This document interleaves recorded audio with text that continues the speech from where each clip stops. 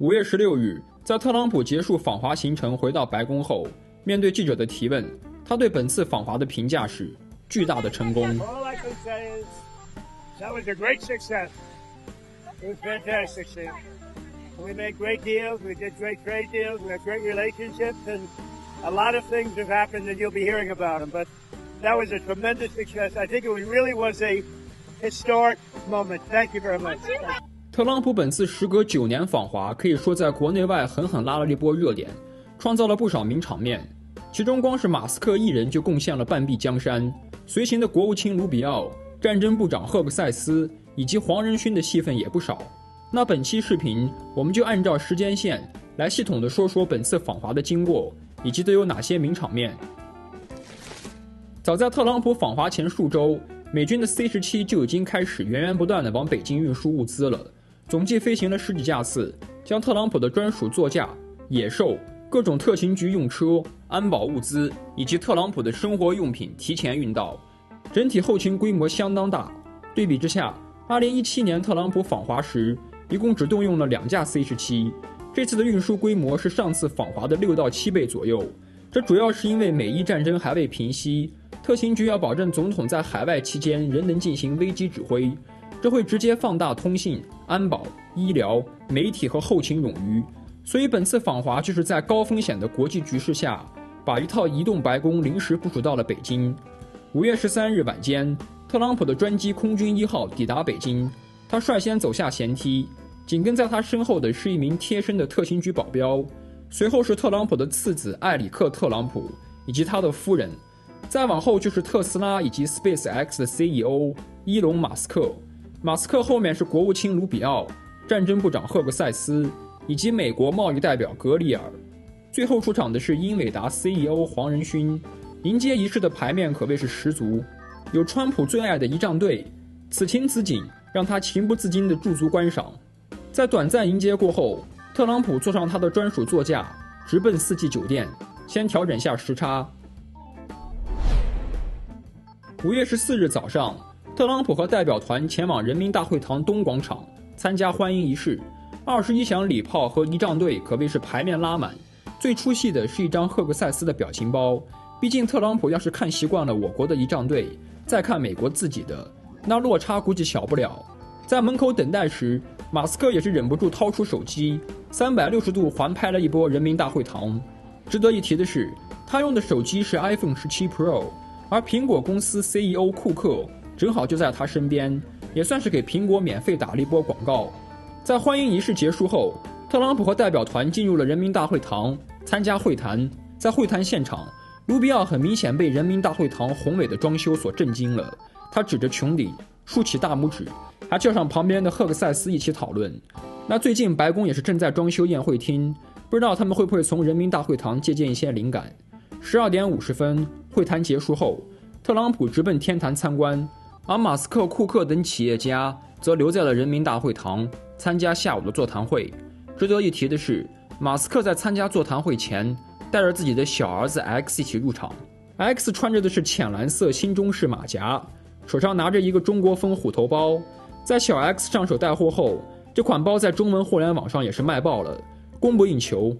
在天坛参观约半小时后，特朗普启程返回，于下午2点回到四季酒店。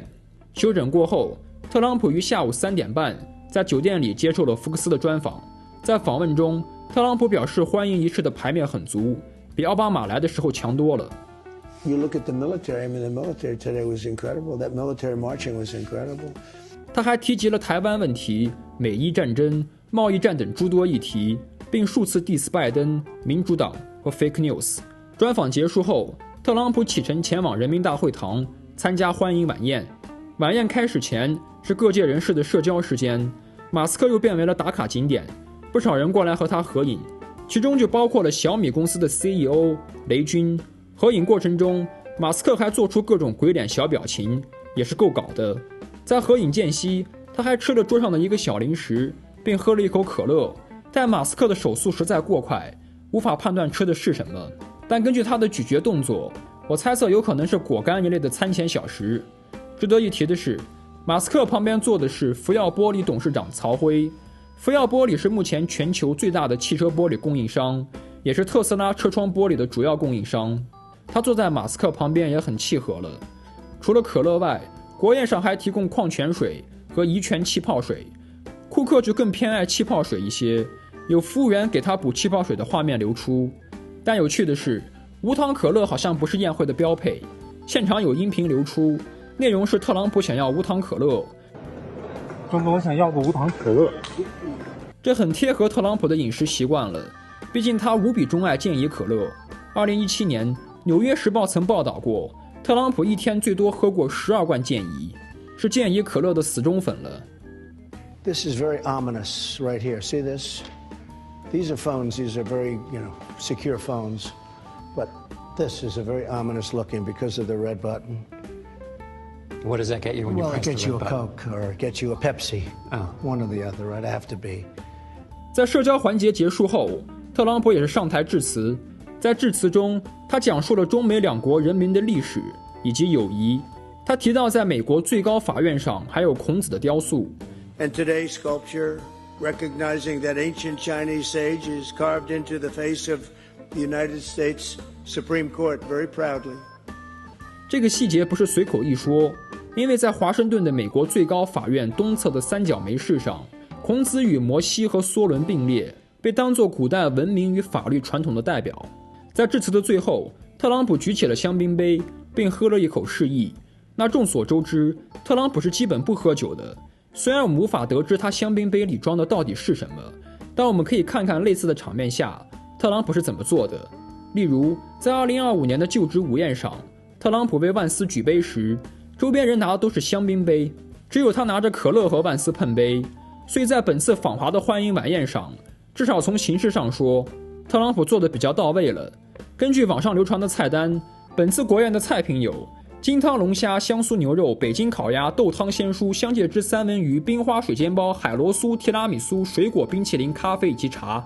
在流传的曲目单中，甚至还有 YMCA， 可以说真的很投其所好了。我相信大家都想看解放军军乐团演奏 YMCA， 不过可惜的是，晚宴正式开始后就没有相关视频流出了。5月14日晚上8点45分左右，特朗普离开人民大会堂，返回酒店休息，结束一天的行程。5月15日早上，特朗普前往中南海参加茶叙会，而他的儿子埃里克则携带妻子去长城游览，替老父亲看看万里长城的风光。毕竟特朗普已经80了，爬长城估计够呛。中南海会谈结束后，特朗普直接前往机场，启程返美。在空军1号上休整片刻后，特朗普接受了记者采访。Hello, everybody. How are you? So we had a great stay. It was an amazing period of time. 值得一提的是，黄仁勋并没有跟随空军1号返程，他在北京市区来了个半日游，吃了北京炸酱面，吃了炸鸡，吃了轰炸大鱿鱼，玩了吹糖人，听了吉他，喝了北冰洋，喝了蜜雪，还喝了老北京豆汁儿。这什么东西啊？北京豆汁。这波南锣鼓巷加什刹海游记，可谓是把黄仁勋的亲民度拉满了。当然，他自己应该也吃爽了。除了黄仁勋外，目前花旗、高盛、Visa、嘉吉、高通、波音、GE 等企业代表仍然停留在中国，正在和中方代表沟通具体合作事项。我们也期待中美关系能向更好的方向发展。而在特朗普访华结束后不久，5月19日至5月20日，俄罗斯总统普京也将来访。相信这波高强度的外交活动结束后，世界的发展方向又会有些许不同。